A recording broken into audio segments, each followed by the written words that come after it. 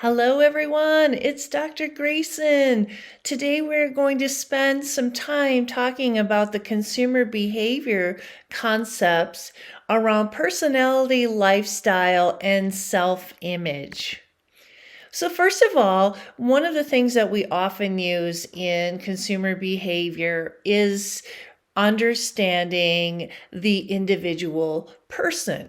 Where we live in a day where, with technology, we really can communicate one on one with a person. And by understanding their behavior as well as the attributes that make up their personality, it helps us better target the products and services and communicate in a way that's more meaningful to that person. So, the definition of a personality are the thoughts, the emotions, the intentions, the tendencies, and the behavior that a person consistently exhibits in the way that they adapt to their environment.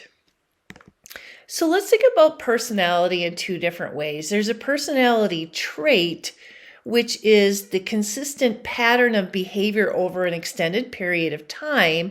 So these are the attributes that sort of make us up and how we behave. And then there's state personality, where it's a temporary activation based on a certain behavior. So for example, you might have road rage and something deep inside of you, some sort of anger might come out, which isn't a typical personality trait that you might exhibit over time.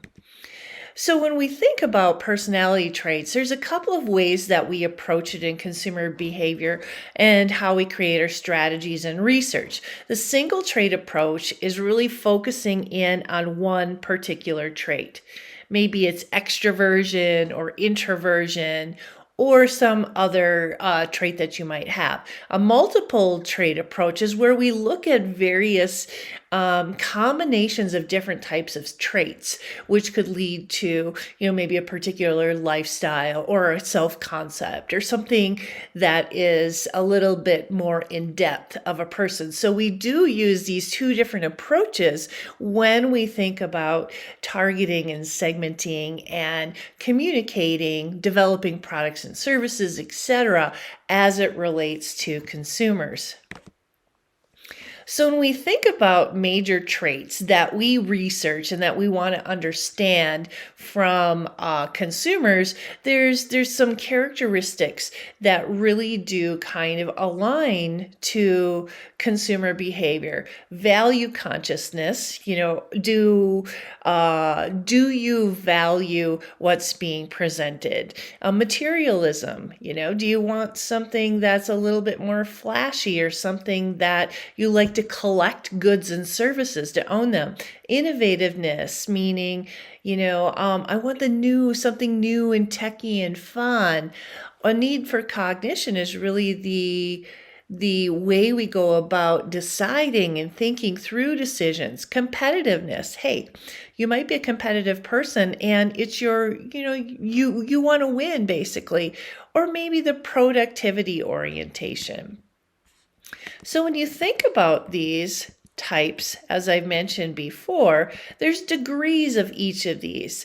Whether you're innovative or you're frugal, you might be impulsive. These are consumption-specific traits. And I want you to take a minute to think about, of these types of traits, what might characterize you. So let's go through a few of them. So the innovativeness is really the degree to which you like to try new things. So you might be one of the first people who want to try a new app or a new exercise machine, or maybe it's a new cell phone. It's really about being that early adopter and you're liking to try new things. Or materialism is about the amount of that you emphasize placed on acquiring and owning products. So it doesn't necessarily need to be only the luxury products or something of interest. It is products as a whole. Self-consciousness is how do you believe people or others looking at you controls your self-image. A need for cognition is those people who really want to research the details before they make a decision. Frugality is, you're just not going to take advantage of short-term whims. You're more resourceful. You like to use what you already own. If you're not going to stockpile things in your house, you're going to be very thoughtful about your spending, about your consumption of goods and services.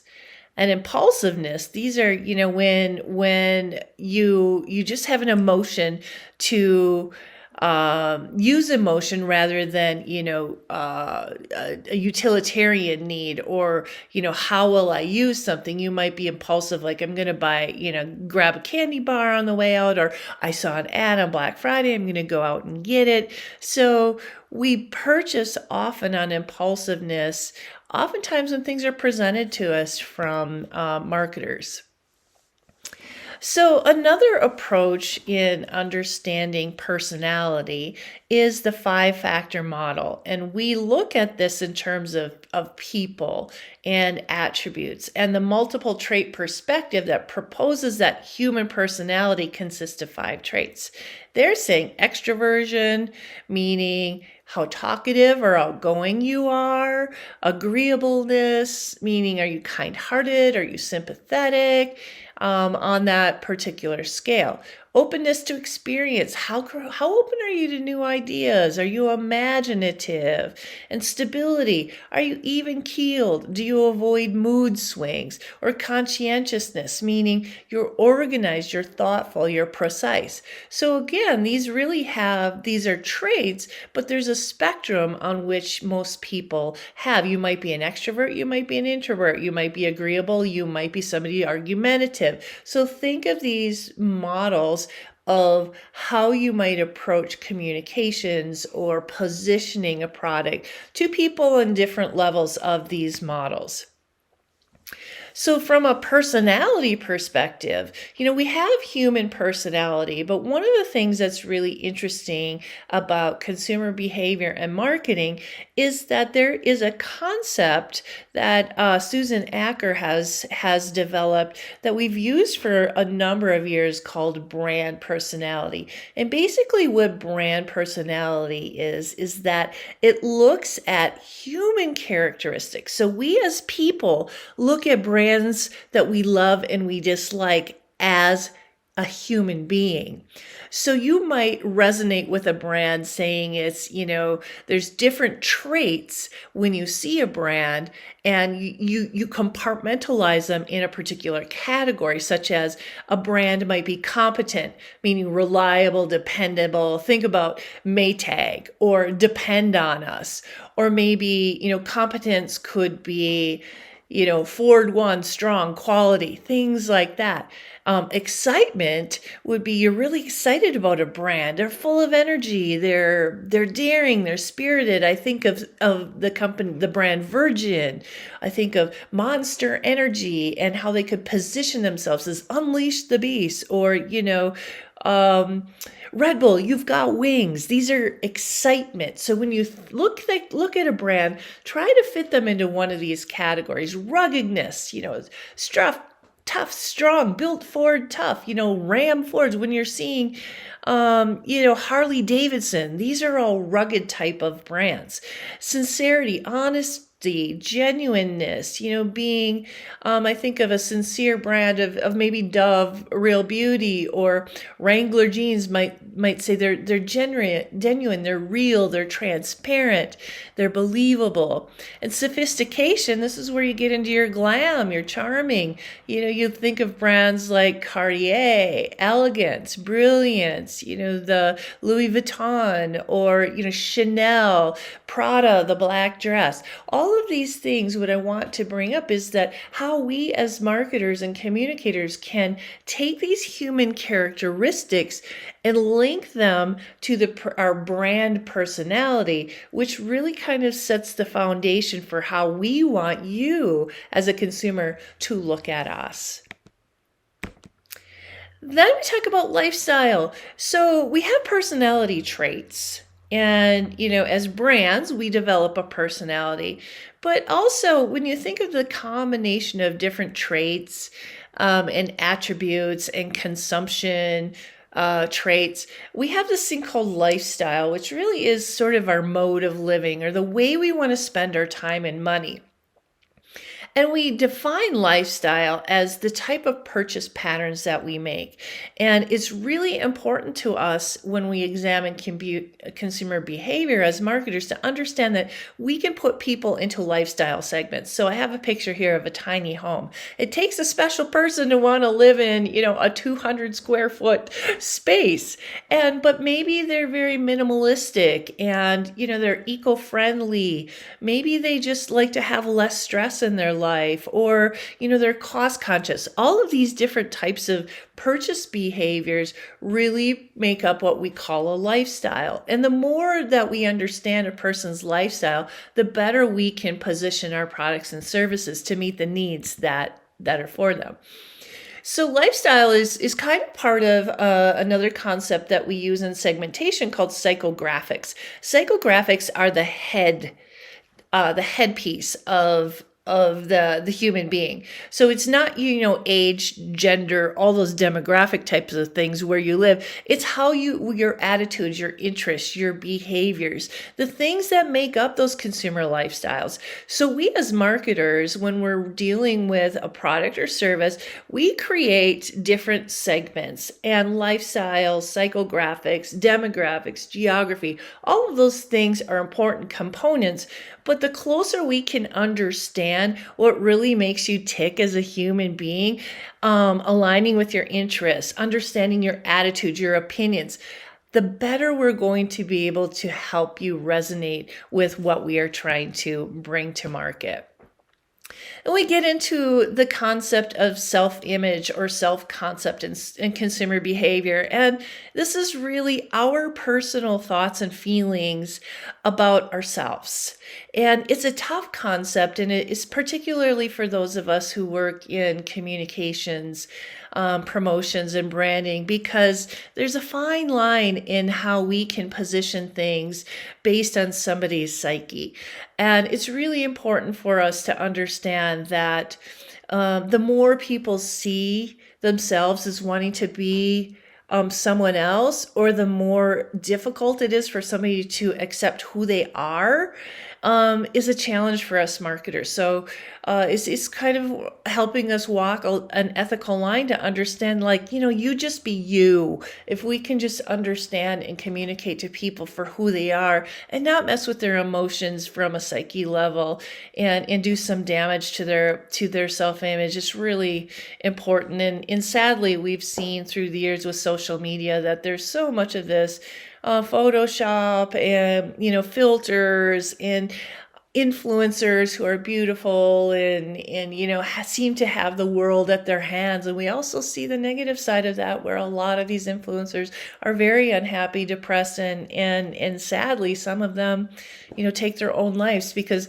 self-concept is something that we really need to think about. So let's talk about self-image. So we have something called the private self. The private self is the thing that you believe about yourself when you're on your own.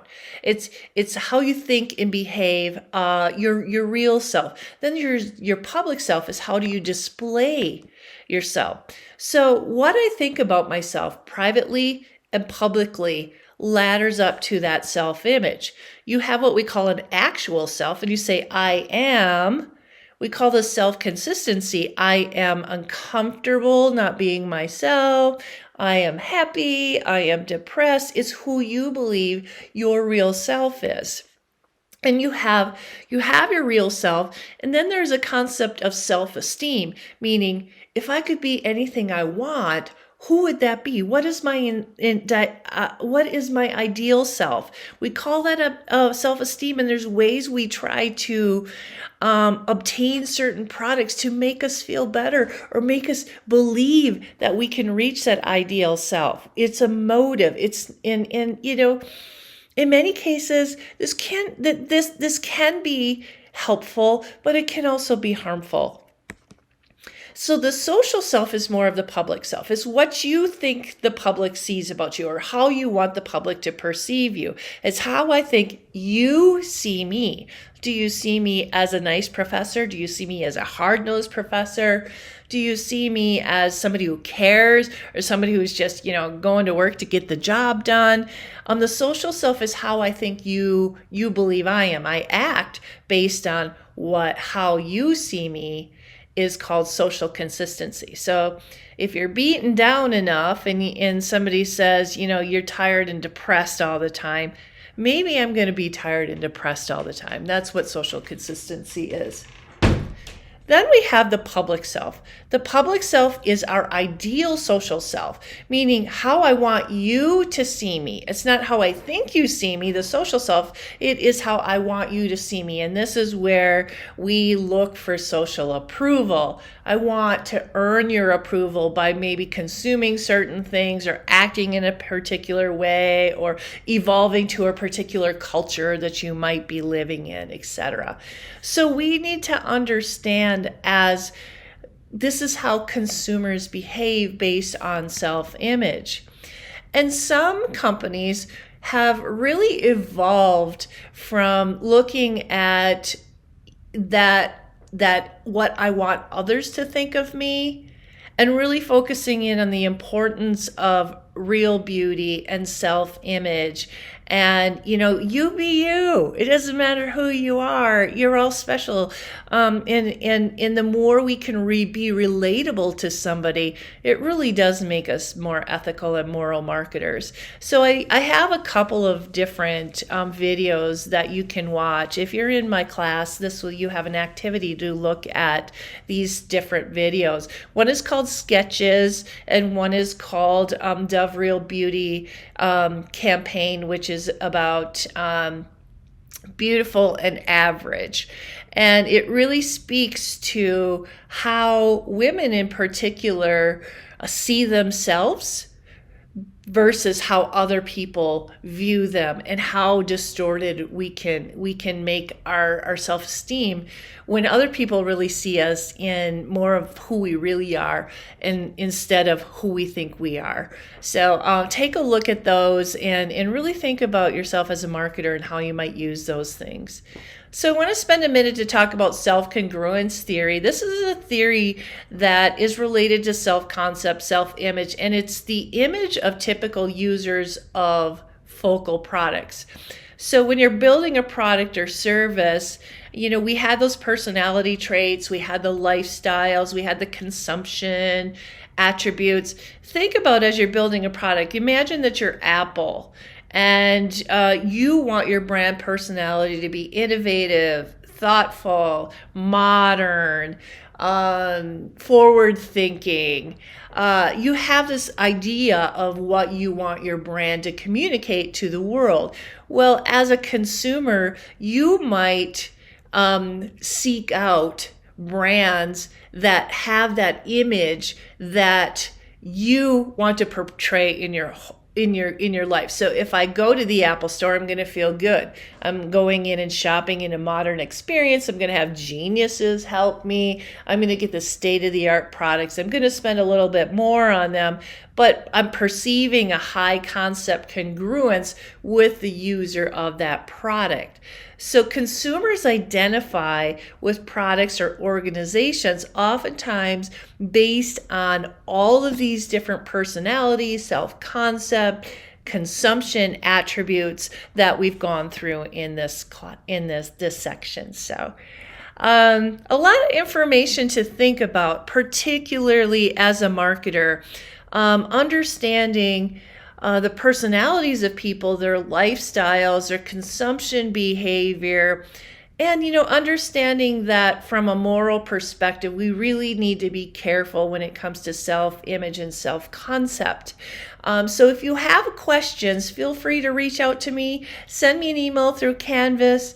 Email me through Utah Tech University. Follow me on Instagram or look me up on LinkedIn. So I hope you all have enjoyed these videos for the semester, and I'm excited to hear from you, your opinions on all of these different concepts. So have an amazing day.